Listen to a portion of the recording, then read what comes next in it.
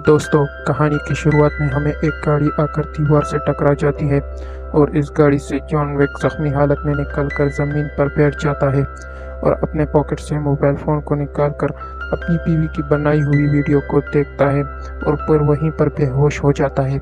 इसके बाद हमें फ्लैशबैक में जाते हैं जहां जॉन विक घर में अकेला होता है और अपनी बीवी के साथ बिताए हुए पलों को याद कर रहा होता है। फिर एक बीमारी की वजह से उसकी बीवी की डेथ हो जाती है, जहां जॉन विक का दोस्त मार्कस भी उसका हालचाल पूछने को आता है।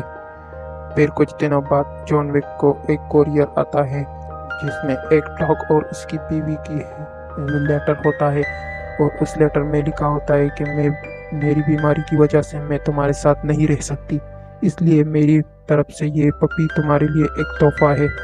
इसके बाद जॉन विक उस पपी के साथ रहने लगता है और फिर एक दिन जब वो दोनों घूमने के लिए बाहर निकलते हैं तो एक पेट्रोल पंप पर उन्हें 3 लड़के मिलते हैं। उनमें से एक लड़के का नाम लूसिफ होता है, जिसे जॉन विक की गाड़ी बहुत पसंद आ जाती है। वो जॉन से कहता है कि मैं तुम्हारी गाड़ी को खरीदना चाहता हूँ, बोलो कितने में बेचोगे। तो जॉन उसके बदले में कहता है कि ये बिकाऊ नहीं है, मैं इसे नहीं बेचता। ये कहकर जॉन वहाँ से चला जाता है।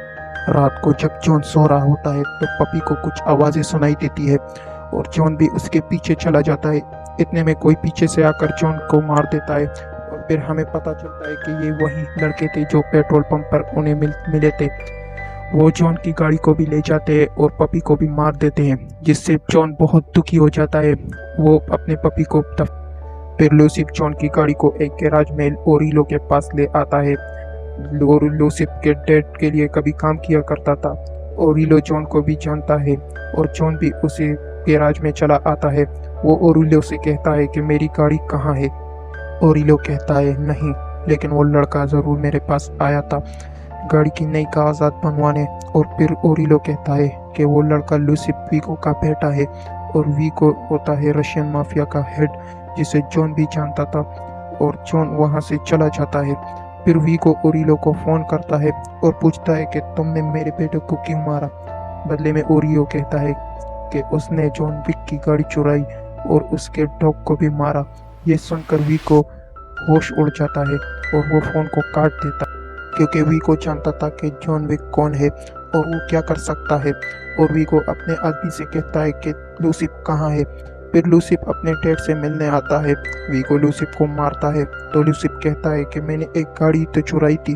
तो वीको कहता है कि तुमने गाड़ी चोरी की बात वो नहीं है, तुमने किसकी गाड़ी चोरी की ये बात है, और उस आदमी का नाम जॉन विक है और तुमने उसकी गाड़ी चुराई और साथ ही साथ उसके डॉग को भी मार दिया।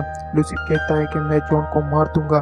तो वीको कहता है कि नहीं बेटा, जॉन तुम्हें मारने ज़रूर आएगा और तुम कुछ नहीं कर पाओगे। दूसरी तरफ जॉन को दिखाया जाता है कि वो एक कमरे की ज़मीन को खोद देता है, जिसमें से एक संदूक को वो निकाल देता है और उसमें से बहुत सारी कॉइन और गन होती है।